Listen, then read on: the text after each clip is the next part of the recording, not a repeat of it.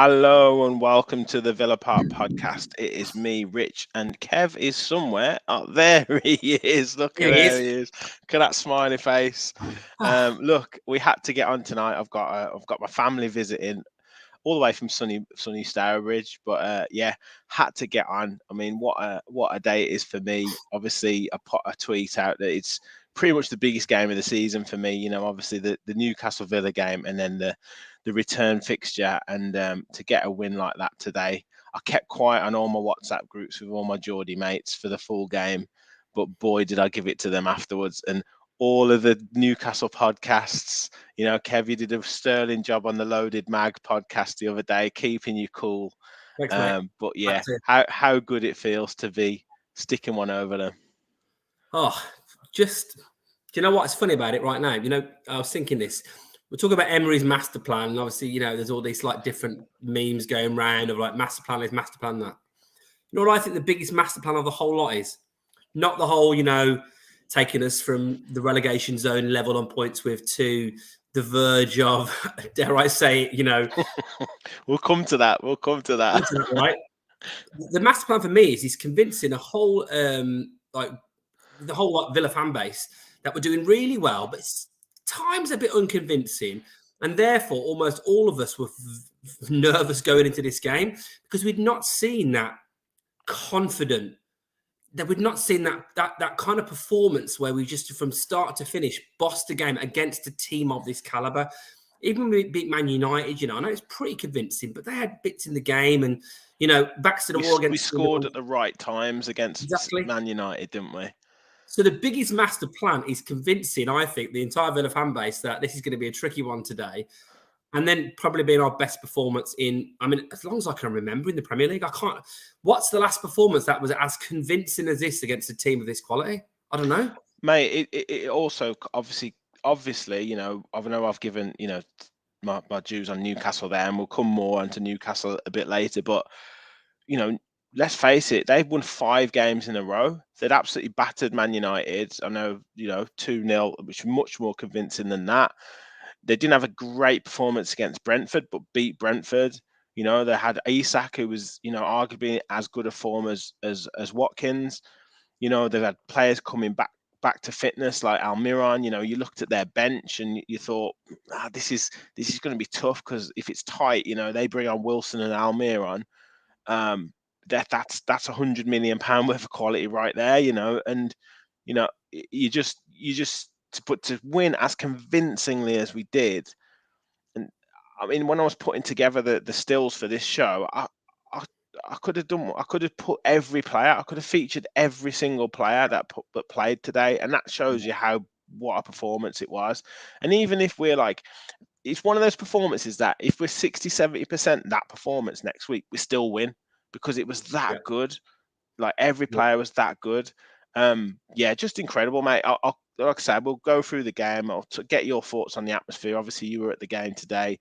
Your daughter's birthday as well. I mean, what a birthday present that is. But we've already got, I think we already had comments before the show. I think we've got another 30 or 40 comments. So I have to go through the comments. So and yeah, don't forget, guys, hit the like button, hit that subscribe button. We've already got big numbers watching already, so fantastic. Thank you for tuning in. I mean, how great is it to talk about a win? So help us spread the word of the channel. Hit that like button, subscribe if you're new to the channel as well. And if you want to put any super chats in and get to the top of the chat, because there's so many comments coming in. You know, we struggle sometimes to keep tabs. But Lee is in the house, says, order the marble, call in the best sculptors in the land. The Gareth graph after this one is going to be pure filth. Well, look, Gareth has already been messaging me about the Talking Tactics show tonight already. So I think he's already working on the slides now, mate. He's so keen to sort it out. AVFC US, oh my days, what a performance, top to bottom, beginning to end. They were prepared and up for it. Spurs bottling it too. And I think you were alluding to that, Kev, that we've talked about being in 7th position, you know, coming out of 11th position into 7th position, now in 6th position. Whisper it, mate. We're 3 points off 5th. Stop it. I can't. Do you know what as well? Do you know what I thought about? I thought about that guy on the Battleground Europe the Europe. Every Yeah. time now, I just think about them. I just think about that comment. Villa have got no chance of qualifying for Europe. We all need a bit of motivation, don't we? Deserve to be on that podcast, and now we're 3 points behind Tottenham.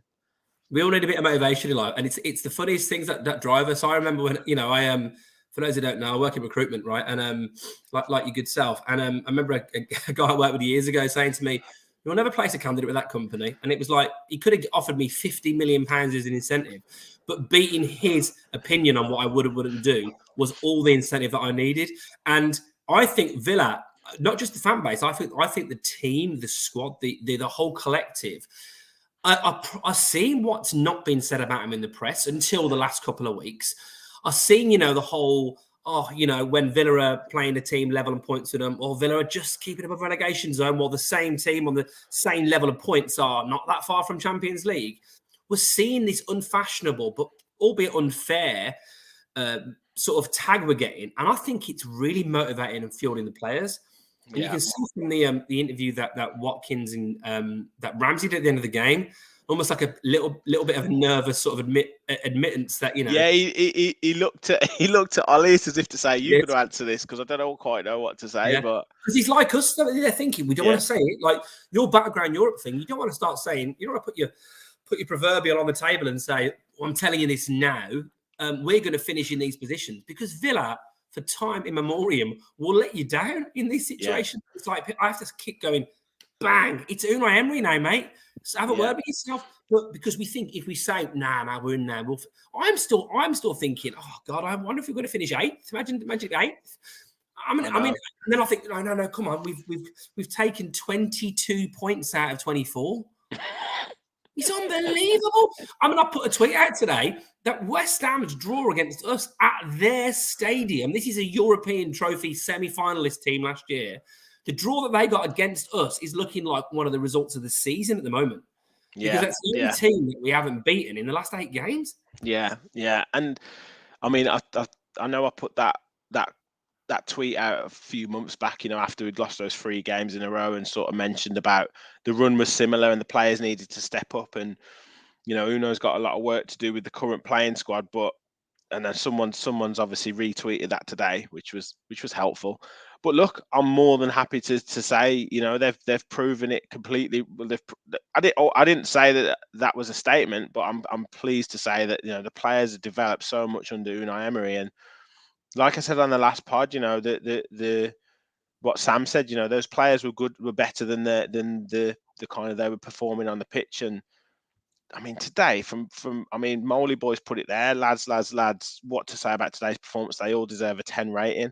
Right across the pitch, the passing quality, the closing down, the confidence, the long passes, the short passes, the ruthlessness of our striking, everything was just, every single part of the game, every single component of the game was pretty much perfect. And that comes down to the coaching. And there was a couple of images of Unai where they got close to him, and he was so intense. He was telling people to get into position. He was telling people to press, and really keeping that tempo high. And you can just see the confidence flooding through the players at the moment, and it's just amazing to see. It really does remind me of that period when Gregory came in, and we went on that crazy run to finish 7th, and then the season after, obviously, we're pushing the top of the table. It really does remind me of that time, that relentlessness that that momentum gives you. Yeah, it's just, I mean, it's just intensity, isn't it? And that's what gets teams. And you can see some of the best teams that have been successful in recent years. That Leicester team that won the league were full of intensity. From Kante to even Drinkwater was at his absolute peak. Okazaki, Vardy, Mahrez, they were just on it, and they were taking teams that you wouldn't have expected to lose to. To lose to them. That Liverpool team at the best under Klopp was just intensity.com. It was crazy. Man City, Man City did another one today. They win the first half and they just chill out a little bit, make a few subs. Did it against us. Yeah. What they did against Leicester today. A bit like the Arsenal team of old, with Henry and that. And we could be like that, though. That's the thing. We've struggled for so long, haven't we, to put 2 halves together? We've said it so many times. We go back not that long ago that we don't play well for 2 halves. Oh my God, I was thinking the same thing today. I was thinking, they're going to get back into this, and I'm a bit worried and nervy. It was only when we got to about, I think injury time came, and I turned to my lad and I was like, I think we're going to win this one. So Yeah. 3 minutes to go. Yeah. Gary says, hope you'll rub that win in those Geordies fans' faces, Rich. Oh yes. Rich, please tell me you're going on the Newcastle podcast. I'm going to go on a few. I don't know if I'll get invited, but I might force myself onto some of them. They said Mings is shit. Yeah, I saw that. Old Pete on one of his podcasts. Confidence. Did he answer my question on that podcast when I said, what do you really think of Villa? No. Did he not? it was a very, very friendly podcast, actually. I know. A lot of mutual respect. Look, the banter's all good, isn't it? They've done unbelievable this season, Newcastle. They really, I think, are sort of setting the pathway for us to think, hang on a minute, you can have a go at it, and it's great. We just caught them. We just had one of those performances. They had one of those performances as well, where you could. I mean, we'll get into the game. Actually, we'll get into the game. Let me just finish on a couple of comments. Like Newcastle, but the fans are so cocky and just expected to turn up and win. I think that's the thing. I went looking for the Geordies down south to see what they had to say. Nowhere, nothing, hiding. Martin said he told us Villa would win. Adamski agrees with you. Emery just gave the fan base confidence. Hardest job for a Villa manager. Gary's mentioning the Liverpool 7-2, of course. Yeah, just on that point, what I meant to say was Gary's absolutely right. What a performance that was! But with fans to be in the ground, I mean, yeah. You remember being there for a performance where from start to finish against a team in the top four, you're like, we've just absolutely bossed that game. Yeah. Believe we're on it. Emery Ball. Martin's wishing a happy birthday to your daughter. Michael says there's a link to a tune in my post. Moreno, Mings, Watkins, and McGinn. Yeah, we're going to cover performances. Gary makes a great point there. Every time we win against a good team, it's the other team that's poor. Well, that, my friends, was the best I've seen from Villa in a long time. Barry says Emery hit Howe with his own tactics. Steve joining us said the whole team was brilliant today. Unai outclassed Eddie tactically. Keep it going, boys. Up the Villa, absolutely. Almost every player got knocked, but got up, shrugged it off, and kept fighting. The Ramsey one scared me for the lad, but he kept going. Tough lad, yeah, absolutely. Rachel's in the house, says evening all. Duncan will sign another CDM in the summer, so McGinn can fully concentrate on playing forward next season. I mean, the signings, we'll do another show on that, but the signings just makes it so exciting, especially when you see the quality of Moreno. Spurs, Gary says Spurs aren't getting top six, but Brighton will. Get Emery a contract extension ASAP. Nigel says must be great to be a villain in Geordieland right now. Absolutely. I can't wait for my son to go to school on Monday, man. I just can't wait. So yeah, let's go into the game. So many comments coming in, guys. I will try and read as many as I can. This was the only game I was afraid of. In a little way, we are going to keep hold on to that spot. Unai will demand it from T1. I totally agree. I'm not really bothered about Liverpool, really, Man United, really, compared to this Newcastle team after what they did to us at St James's and the form they were in. I thought this was going to be the real test for us. So, T, and I absolutely agree. And we came through it with flying colours, didn't we? Yeah, 100%. So, I mean, I guess starting right from the off, mate. I mean, I think it was 40 seconds or something that 30 seconds maybe. Ramsey picks up the ball on the left-hand side, plays the ball in between Botman and Shah, and Watkins just is through, holds off the defender really well, knocks it past the keeper, and you think just go in, and then hits the post. But that was clearly a sign of things to come. Yeah, it was a little bit reminiscent of the Leicester goal, wasn't it? Where he sort of used his strength to hold off the defender, and another unit of a defender as well who was trying to get at him, and got the shot away. And I actually think it was almost a better finish than the Leicester one in some ways. So I think he really scuffed the Leicester one, but I thought he played it quite nicely, but just not quite enough inside the post. But that start from Villa, again, often at the north stand end, which we seem to we've done a lot of fast starts when we get turned around, or is it us choosing to shoot towards the whole end first half for those fast starts? Yeah, I'm not sure, I'm not sure. I know we were doing that, but I'm not sure if we're doing it right now. Yeah. But either way, it doesn't really matter anymore. Doesn't. Straight at it. And yeah, I just thought, hang on a minute, like we've got past their defence. And was it Ramsey who played the ball in? Ramsey played the ball, through. And to be honest, he had Trippier all game, didn't he? Like Trippier was petrified of him every time he went out that side, because him and Moreno were kind of clubbing together. And he absolutely had him on toast, to be fair. Yeah, it was a great ball, defence splitting ball. It was in, he held off, and they must have been thinking, hang on a minute. But we were just at it from the off. Absolute, there was one where I don't know when it was, when McGinn literally the ball was out and he just absolutely smashed into Burn. Dan Burn, he went through his legs. Just to make, honestly, do you know what it reminded me of? Is it's David and Goliath, isn't it? Or Lilliput and the Giants. Yeah. You've got these little people like punching up at like the Giants' ankles, right? But the Giant after a bit's a bit like, what are you doing? Get off me. That was Dan Burn today. Burn's toughest game of the season is against little old John McGinn compared to him. Yeah. It was just relentless from the absolute off. And that sets the tone for the other team to know, hang on a minute, we might not get our 6th win in a row as easy as we thought we might. And we need to forget about that win. It was a different time. It was basically the pre-Unai Emery era just about to start. And they battered us, didn't they? 4-0. It could have been way more. Yeah. It was the exact opposite. I think there was probably a little bit of that game in the players as well. Like they wanted to put that right, There's probably a little bit of that motivation. But Lee Evans comes with a great comment here, because it didn't end there, mate. We just kept at it. And then a great move. And he mentions Watkins floated like a basketball player and put that header on the money for young JJ. It didn't just that wasn't just the part of it, was it? It was, I think Mings was involved in the move. Louise was involved. Buendia was involved in it. I think Dendoncker was involved in it.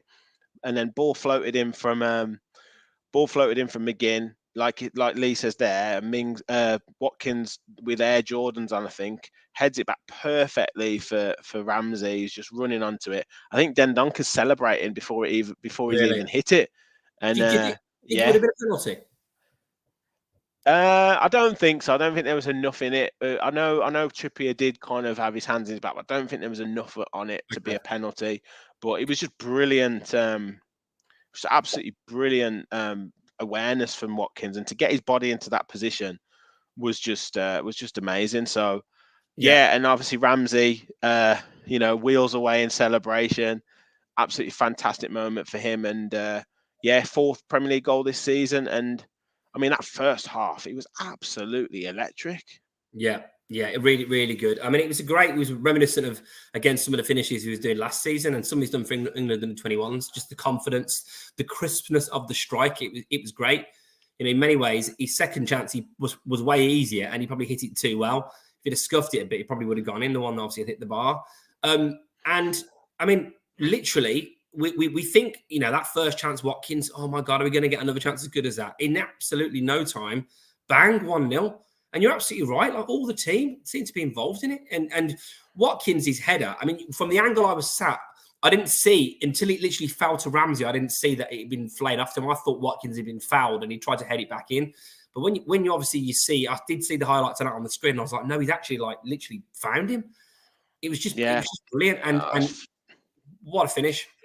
Just a great finish. I mean, it must have been amazing being in the ground, because the limbs in the whole tent. I mean, home games, not, obviously, unless it's a late goal or game like today, you kind of, it's not like an away limbs, but some of the kind of, the crowd bouncing was just fantastic, mate. The celebrations. Yeah, it was really good. It was really, really, really good. The atmosphere throughout was fantastic. And then I guess for you, me watching it, and I'm imagining from the comments as well, Richard's place was bouncing from minute 1 to 90. But I guess, like you said, like you kind of hinted at, Ramsey hits the bar. Watkins has a couple of shots saved. I think we have one or two other efforts. We have a couple of corners. Moreno's putting balls in the box. You're thinking it's only 1-0 and it should be 3 or 4-0. Like, this could come back to bite us. Yeah, exactly what I was thinking. Going in second half, saying to a few people, we're going to regret that. We're going to regret those missed chances. You know, and for all of the great work Ollie did today, I really can't believe I'm going to say this now, but like a few of his shots were probably a bit too central. You know, and he, you know, and that's and even the one he scored for the last one, keeper probably should have done better with it. I took a little nick, didn't it? But the point is, we're getting in positions, and he's one thing I'll say about Watkins, which is most pleasing, is he's making so many chances for himself. And if you think about a lot of the goals he scored, like, you know, the Man City goal, he had a bit of work to do there to move it away from the defender. It wasn't like he was clean through. The Arsenal goal on his weaker foot, you know, great finish. And he's getting in positions now where he's like, I say it to my lad all the time, like cut across the defender and gets himself out a bit of space, gets a shot away.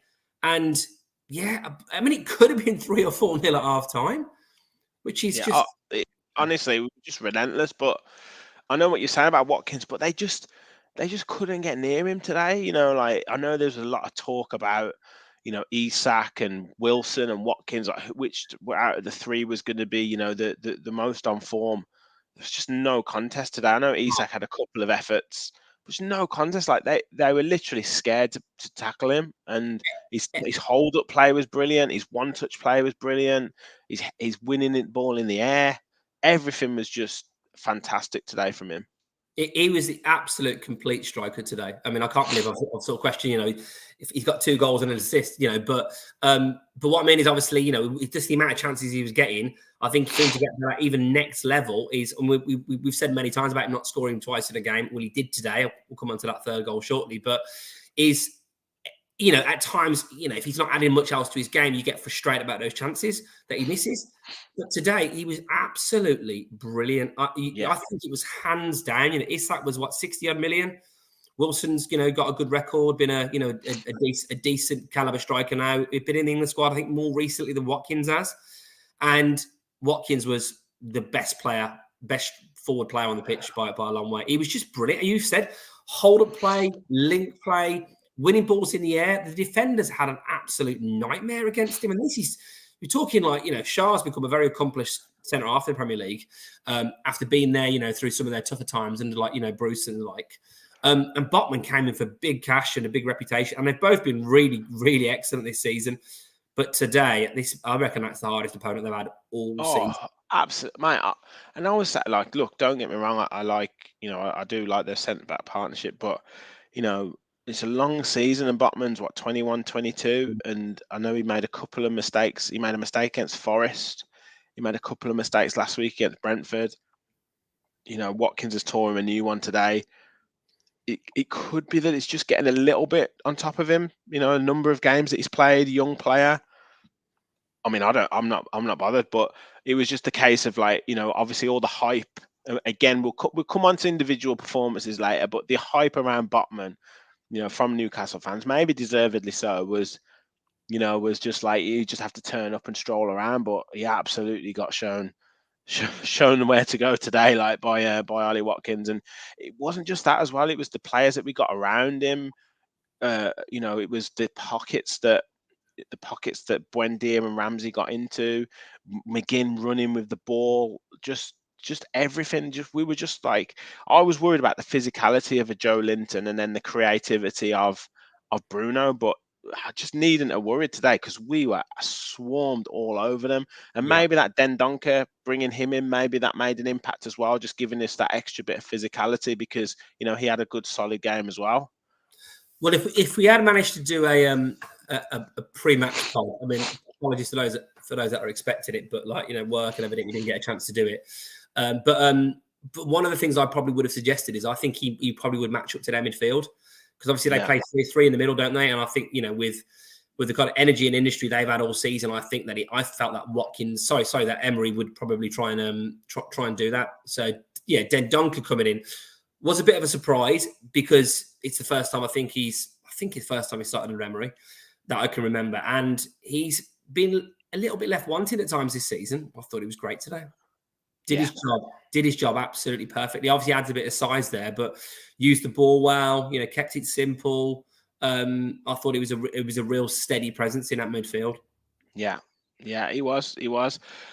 Few more comments coming in. Rich says extension of contracts needed for OW11, making him the highest paid at VP. Well, there's talk of 100k. Willie Moyes, hi guys, great show. What I can't wait for is when Emery gets his players in the summer, then we'll see Villa go up another gear. Look, absolutely, it's just brilliant. Get Richard, yeah, please, before Arsenal come calling. Yeah, Newcastle have been overachieving all season. Half their squad are bang average at best. I mean, I know you've commented on that quite a few times, Kev, about them. There's been talk of Villa overperforming, which has been causing a lot of debate, which Gareth will go into about XG. But is there a case that the fact that Newcastle have been overperforming with the likes of a Longstaff and Almiron's had a great season, like great first half of the season. Obviously Jacob Murphy, one or two other players that Dan Burn, for example, that maybe is slightly catching up with them. I hope that they continue, but I'd maybe say average is probably a little bit harsh, but yeah, we've got players that are as good as them. Yeah, I think it's a point absolutely I've made before, but I think I absolutely agree, mate, with what you're saying. It's really easy to forget that a season is a long time. We're talking 38 games, and you alluded to that John Gregory era at Villa, where I think across the calendar year, I think we would have won the league.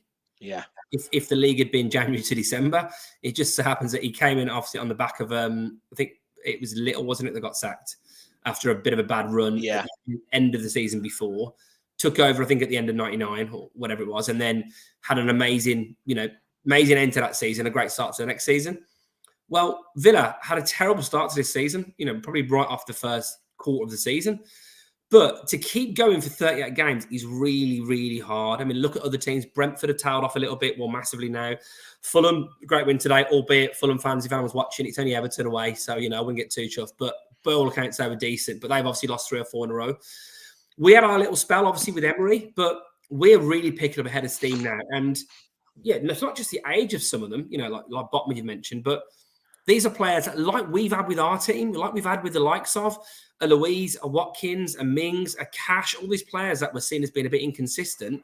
They've got a lot of the same players that were struggling under Steve Bruce, who were not world beaters. Willock's another one you didn't mention, who you wouldn't think would be Champions League, third in the Premier League after 30-odd games, level players. And maybe they've got a little bit of inconsistency in there.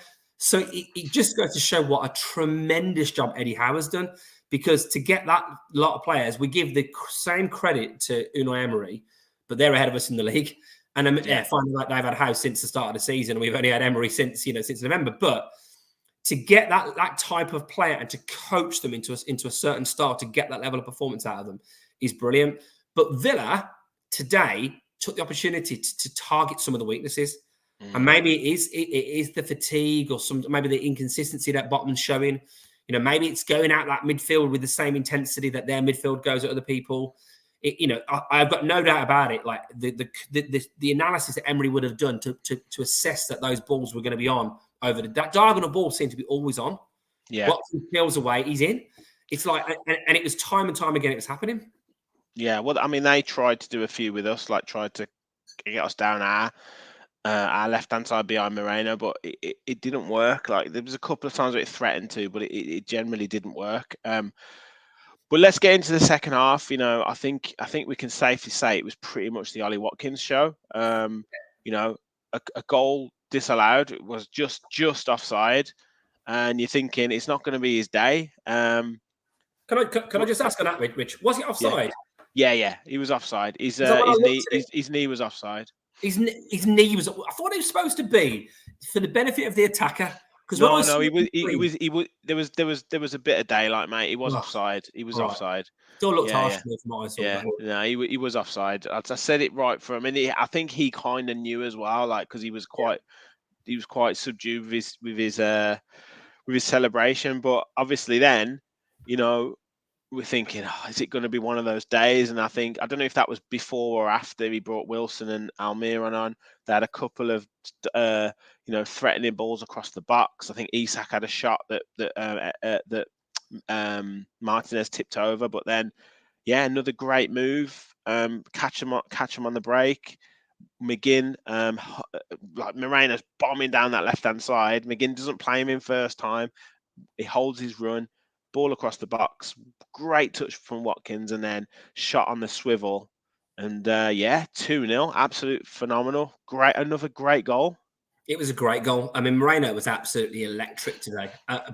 Brilliant. What a performance from him. You know, he was like, talk about giving in a new winger. I think we found him.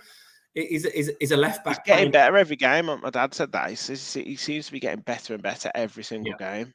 He's way quicker than I even thought he was. Because he's obviously quite small. When he sort of drops his shoulder and goes past someone, it's hard for them to stop him. The amount of times we think, oh, the ball's out, and then he's like, oh, he's got there. He got there. He's kept it in, puts it across the box. Watkins, that is a difficult finish to control it, to spin, to turn. Fantastic, mate. Fantastic. Oh, brilliant goal. Brilliant goal. Guys, I've even forgot to say, like, we've got nearly 80 watching. I'm not sure how many likes we've got, but if you can hit that like button, I want to aim for more than 100 likes today. We're on the road to 1,300 subscribers. I think we need probably about 40 more. So please do hit that subscribe button. And yeah, if you want to donate to the channel, hit that $sign. Give us, like, drop in a super chat, any comments, or just donate to the channel. It'd be amazing. And we do really, really, really appreciate anything that you can give. But yeah, more comments coming in. Gary says our second string is contributing now, which was never the case under previous managers. Rich Edwards says Dendon could give a bit of grit in midfield. Rub P is in the house. One of the big factors is confidence. Our players' morale had before Emery got in and said during the transfer window, I have good players here. I trust them. I put my faith in them. Rachel said Emery's got the squad being believed in and appreciated, so will perform for us. Yeah, both of you 100% agree. Duncan said the John Gregory days were one of those golden eras. They're coming back now under Emery. AVFC US said we gave away 6 to 9 points at least under the previous manager. Rich again says the biggest thing Emery has changed is mentality. And that's the big thing. It's the fans as well. Gary says we can't let off now. We can do this, especially with top six faltering. AVFC US, yeah, Ramsey was on another level at the start of the match. Absolutely, we've covered that. I mean, he was just fantastic. Richo 63 evening, great result, top 4 finish. I'm not sure about that, mate. I'm not sure about that, but he's certainly going for that top 5 or 6. Duncan says only Man City can match us for last 5 form now. George in the house, the only person who could tackle Moreno today was himself. With this run in, we've got top performers coming back from injuries to help out. That's another great point. You know, today doing it without Cash, Coutinho, Leon Bailey, admittedly, and Kamara. I mean, mate, our bench had 2 goalkeepers and 2 youth team players on it. Yeah, I was Googling, like, who's this Travis Patterson? Like, you know, got Revens on the bench as well, a couple of goalies. I remember, I think we said in the chat before the game, the only thing we've got to change it today is Duran, who's obviously very raw, and Traore, who is not always going to get set up in every game by a defender. I was actually hoping they'd bring him on. So I thought Botman could have laid him one in for a hat trick of assists from opposition players in 3 games in a row. And then obviously I thought midfield wise, the only option we've got is Chambers. That was all I could see that could come into that midfield. And you're thinking, crikey, you get an injury, you know, you're struggling, or you're having to do a real big sort of formation change. But I mean, they'd made 5 subs before we'd even made a substitute. I know. Well, he tried everything, didn't he? He tried everything to kind of to kickstart or breathe a bit of life into Newcastle, but we just had them every time. Like, even had a 5-minute spell, like I say, before we got the second goal, that, you know, you thought maybe there's a little bit of life being breathed into them, but it just didn't happen. We just dominated them. Yeah, I was going to say also, when they did do their subs, I thought to myself, I think we were 2-0 at the time. They'd made the first 2 of, I think it was Almiron and Wilson, wasn't it, the first 2? Yeah. And then they brought on, no disrespect, because they've done well this season, you know, but Longstaff and obviously Target, who hasn't played much, they bring on Target and Longstaff, and I think, well, maybe you haven't got all the options that we thought you had. You know, if you chase the game. Longstaff's a tidy player. He's done really, really well this season. Fair play to him. And I think surprised that he didn't start today, to be fair to him. But yeah, you're right, mate. You bang on. Like, you know, Target and Longstaff as your second choice. Like, you know, obviously Wilson and Almiron were going to come on, but then, yeah, if you're looking at the likes Matty Target, you know, you're struggling a little bit. Penny for Matty Target's thoughts as well, because he'll be out there today thinking, other than that Spanish lad that replaced me effectively, I I'll play with all this lot. Yeah, I I know. Like, it's exactly the same players, bar Jack going, you know, and only really obviously Buendia, who's from that money changing it. It's players that are kicking around the squad then. Yeah, absolutely. Unbelievable. Well, I don't know about you, but even at like kind of 70, 75 minutes, I was still thinking, you know, if they get a goal, you know, gets for 2-1, I was still a little bit twitchy, but needn't have worried, mate. Needn't have worried because, you know, this guy was back again and we break another record. Unai breaks another record. Ollie Watkins scores more than one goal in a game. Yeah. We need to keep, every time we talk about a jinx, we don't do it. So I'm going to say something now. I don't think I ever remember Villa going the last sort of 10 games in a season, winning all of them. You ever remember that happening? No, mate, to be fair, I don't think I remember that, no. Who was the last Villa striker that scored 25 goals post-Christmas? Can you remember that happening at any point? Fingers crossed. By the way, Watkins, I think that before the Man City game, there was a stat on he was level with Haaland in terms of goals scored after Christmas. Yeah, 11. 12 goals scored after Christmas. I mean, the form that he's on is unbelievable.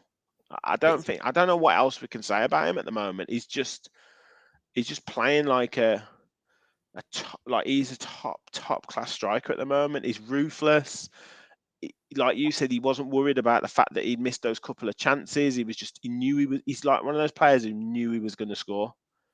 I think as well, with the fact that Rashford's injured now, he's got one more than Rashford has, and Tony's got 4 more than him. But, you know, Tony's obviously slowed down a lot since Christmas. Watkins has scored 1 goal, hasn't he, before Christmas or something? He's Hopkins. Yeah. I mean, he could be up there. I mean, you've got Haaland, Kane, obviously clearly ahead, but I mean, Watkins has got to be going for 20 goals this season. 20 goals, effectively in one half of the season.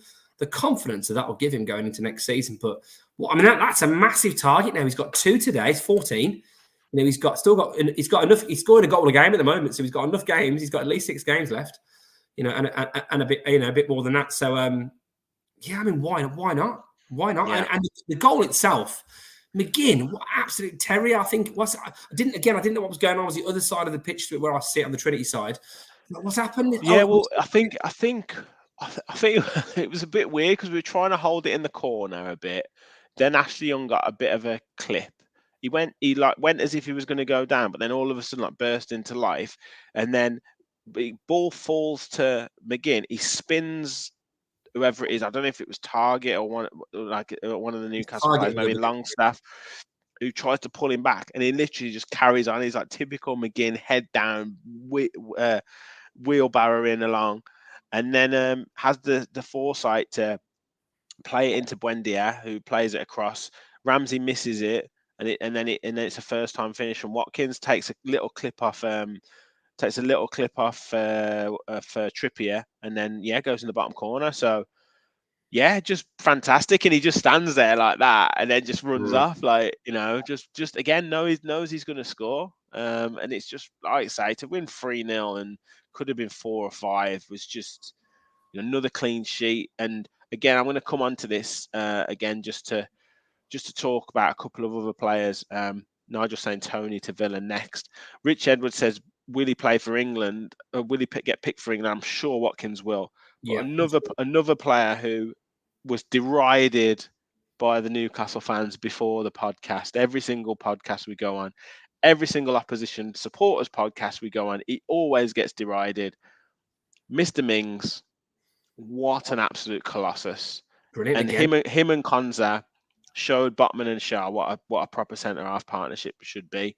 But Tyrone Mings, I mean, he's just giving team L's every week because they keep slagging him off because he's 100% man, because he wears his heart on his sleeve, because if he makes a mistake, he'll own his mistakes. But at the moment, I don't think there's a better centre half in the country. I was literally going to say the same thing. I think he's the best centre half in the country at the moment. I can't think. I mean, maybe John Stones probably have an argument about that. You know? Yeah.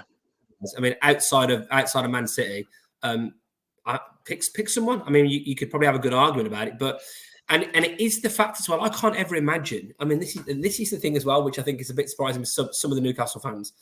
I can't imagine going on. I mean, maybe if we were third in the league, but would I be then really ripping at another team's centre half when we were just about to play them? It feels a little bit naive. I know. Feels a little bit naive. I know, and I didn't want to say anything like before it because there is still that maybe he drops a clanger or maybe he slices one or something like that. But yeah, I mean, he was just like every ball that came in the box, he was just reading it perfectly, winning headers. The block in the second half from Almiron just beautiful, and the best thing about him is he's loving defending at the moment. He's absolutely loving defending, and you can see it spreading right across the full team. And some of the passes he was playing into midfield as well. Yeah, the options that these players have got on the ball now, it's just an absolute joy to watch. Yeah, I was going to say his distribution is from the whole back line is massively improved. Martinez today was fantastic. There's me probably 3-4 months ago, post World Cup, when he had his little spell of, we were a bit like, does Martinez want to leave? But my concern was always with Martinez. Is he going to be good enough with the ball at his feet? Is he going to be a good enough distribution-wise for Emery? He was brilliant today. Like pinging half-volleyed balls forward, like straight to Watkins, 60, 70 yards. Dinking passes over Isak and Wilson to the fullbacks, throwing it over people's heads, just everything about it. Cons are the same. So, Cons are not throwing it, make that clear. Cons are the same, Mings the same. I mean, the use of the ball so many more times than we ever have known as a Villa fan base. Playing the ball into the middle, player taking a touch, taking a touch, turning, you're in. You're breaking through the lines. It's just great football, But the job, obviously, for Mings and Konza is to defend. And one of the most feared strike forces in the country, one of the most feared strikers, arguably in the world, in Isak, is one of his hot properties, isn't he? 60-odd million. Yeah. And he had a kind of a snapshot in the first half, which was well tipped over by Martinez, but it was pretty central. And I can't really remember much. He had a shot in the second half as well that Martinez made a great save. But other than that, and Wilson did nothing really when he came on. But they had a few crosses, they had a few corners, and you're thinking they've got a big side, they're going to be dangerous. But Mings was just phenomenal, and the comments echo it. Gary, Mings the merciless. Duncan, Mings should be in the England squad now. Michael, Mings is first class. Apparently John Stones is best in Europe. My arse. Donovan's watching from Jamaica. Absolutely. Oh, thank you so much for tuning in. More views from Jamaica. Brilliant. Richard said Mings and Carlos, keeping Carlos on the bench. Who'd have thought? Absolutely. Mark, conscious awareness in the second half to delay the Newcastle player with the ball to bring Mings back into play was brilliant. Yeah, they're just working like a partnership. Brilliant. Steve Field says, thoroughly deserved win from a Newcastle fan. You rinsed us today. Thank you, mate. Thank you for joining us as well. Yes, Espen says Villa are looking better and better in possession every game. We are developing. The core structure is about to get in sync, and because of it, we create more and more positive space to be creative in. That's the thing as well. It's like everyone wants the ball. Everyone, when you're in this kind of form, as I said to you the other day, mate, you just want the next game. You don't care who you're going to play against. You just want the next game. And it's just so brilliant. And as fans, we want to be at the next game as well. So, yeah, brilliant stuff. I just want to also have a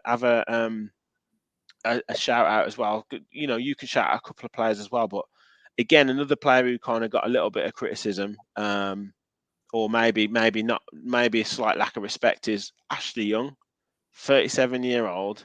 Thought he was going to get rinsed by Murphy or whoever was on Gordon, Anthony Gordon or Almiron, but mate, he totally old manned Anthony Gordon, didn't he? It got to the point where Gordon didn't even want the ball. Yeah, Ashley Young, because one of the quickest players in the Premier League, scored just an exceptional goal against him. Great diagonal ball. Barnes, what a first touch that was. He's in, he's rapid, great finish. He's literally one touch, bang, he's in.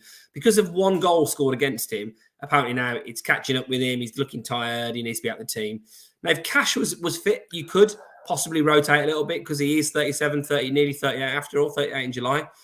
But another example today of someone probably 15 years his junior, and he had him on toast. Absolutely. There was a moment in the second half, which I love with Young, where it was not far from sort of where I was sat, and they looked like, was he going to get the ball? And he looped it over someone's head just calmly. Yeah. But he just gives us that. winning mentality, that calmness, that experience. You know for a fine well he's going to go into coaching, and he'll be a very, very good coach, because he's just such a clever player. But he knows when to go down. He knows when to take a bit of time. He knows when to hold the ball. He was getting forward a bit more in that second half. He had a couple of shots. Can still put a good ball in. Yeah. He just knows himself. He just knows his game. And I mean, I don't think there's anything else you can say about him. Like he's such an underrated player by opposition fans that. I'm just so glad we've got him back, and he's having that renaissance at the moment. But absolutely phenomenal. And for a player that was seen as being, almost like the Connor Cody in the England squad for the World Cup, maybe not going to play, but good for the dressing room. Well, he's been way more than being good for the dressing room, hasn't he? He's been an integral part of this season. Must have played 30-odd games now. Yeah, just in all competitions, maybe. Yeah, honestly, you just see him on the team sheet now, and you're just like, yeah, class player. Like there's nothing else to say. But he also gives that level of you've so experience. He's a Serie A winner. He's won the Premier League with Man United. He's won cups, European trophies. He's a player which we've not got a lot of those in the squad. So when you add to that, obviously, Den Donker's played at a good level for Belgium. You've got Carlos, who's obviously won the Europa League. I think he's won the Europa League.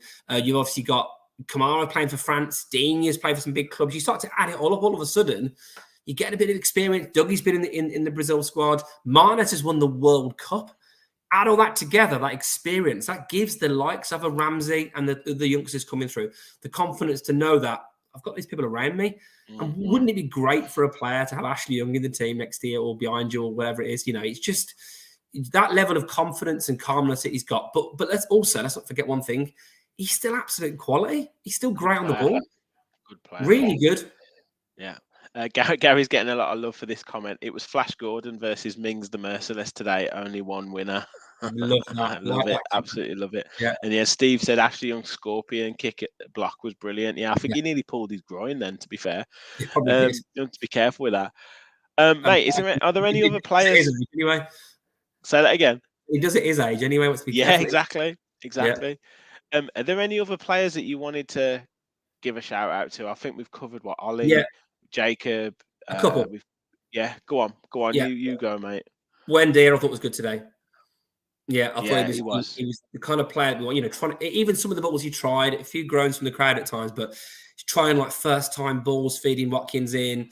He was buzzing around. He was industrious, but you could see the passion coming out of him. But again, there was a lot of quality, linking up play really well. I just thought he was the Buendia that we wanted to see in the team. Yeah. And we've not mentioned him, but I thought McGinn was awesome again. Awesome. That whole midfield, like you're dead right. Buendia was. I don't know how we managed it, but we managed to get Ramsey and Buendia free at so many occasions.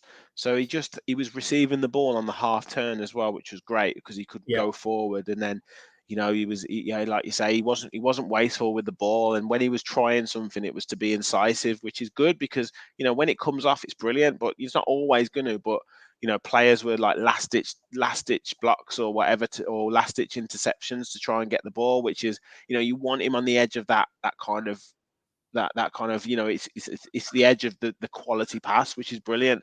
McGinn, I mean, his captain's performance, isn't he? Captain without necessarily being that loud, shouting voice. He's just leading by example, and he's playing like that top midfielder now, and not wasting the ball. He's running with the ball. He's using his body. Like it's like you said before, it was so funny watching him outstrength Dan Burn, and he just seemed to have that kind of grit that he wasn't going to let him beat him. Challenge with Dan Burn, he's sticking his like granite arse into him. And I'm thinking McGinn, I'm thinking he's not going to lose this against Dan Burn. He's like 6'7", 6'8", absolute like Hulk. That shows you everything about the man, that you think he's going to win this ball. The ball was getting lofted into him, and he's normally it's like a big guy holding off someone maybe not as big as him. Easy pickings. It was the other way around him every time, McGinn, and also McGinn. I couldn't believe how far forward he was playing at times. He was our most offensive player. You know, wide right. He's a left footer, normally like a left-footed centre midfielder, defensive midfielder often. Plays wide left for Scotland. He was like literally right wing as far forward as you could see. So I thought he was brilliant. And by the way, the entire team, I mean, Martinez didn't have loads to do, but I thought he used the ball really well, and I thought he claimed crosses really well. Moreno was absolutely sensational. We meant to mention him at the start of the pod. Brilliant. Dendonka. I mean, Louise, we haven't mentioned Louise. Louise did control the midfield. Just controlled the midfield, unassuming, ticked it over. You know, the kind of performance from Louise that we've not even mentioned, but if that was a Makalele or a Conte or a Didier Deschamps, people would be waxing lyrical about it now. And yeah, it was one of them where, you know, Bruno Guimaraes is their playmaker, but he got out playmakered by Douglas Luiz. Yeah. So yeah. No, it was fantastic. Yeah, I'm gonna have to wrap it up soon. So sorry if I haven't got all your comments in, but yeah, can you give a man of the match performance today?